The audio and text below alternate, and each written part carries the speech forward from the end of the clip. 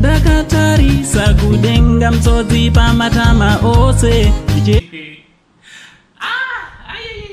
yatorwondo cheche rakutozoita sebeef anditi isi tinozonzi tinorwisanisa vanhu but vanhu vanenge vakangoronga kuda kurovana kwete kurovana zvibhageri aiwa kwete izvi aiwa kurovana nemashoko anditi. So chiteerera kana unga usati wasubscribe pachannel panonakidza channel inokuentertainayi anditi subscribe, turn on your notification bell kuitira kuti pega pega patinoupload a video you will be the first person to know anditi.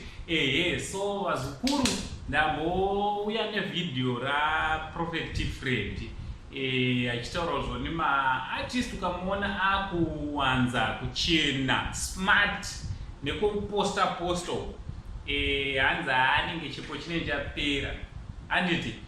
So azopindurawo neanonzi Laziti ndiartist wo ari producer futi anditi. So ane mashoko andauya nawo apindura Prophet T-Fred.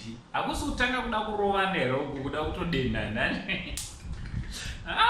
aisi zvinoentertaina tinouya nazvo azukuru. Chiteerai mashoko anotevera naAnko Saint, the only Zimbabwean uncle. Mukangonzwa mwana kuti ndini angu ndinango pfiringi batai mumuinze pano tobva tati much love T-Fred hanzi maartist naT-Fred manzi hanzi maartist makutadza kugadzira maiti songs noti mudanguro makapfeka smart ko zvakaipeko maartist akaporoka vakarova smart naT-Fred.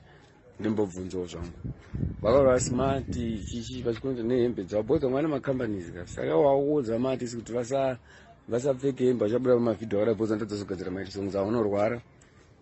Zvafanira kuti uende kubvunzwa kuti yo T-Fred yo ndimbokubvunza one thing T-Fred yo anditi professor wakupodza mazuva ano wakupodza professor mazuva ano bozi wakonzerera nekuimbeko kuimba kusiri kwako T-Fred kuimba kusi kwako handisifata kudza chimbomira ita sei kuimba bozi unofunzira manemba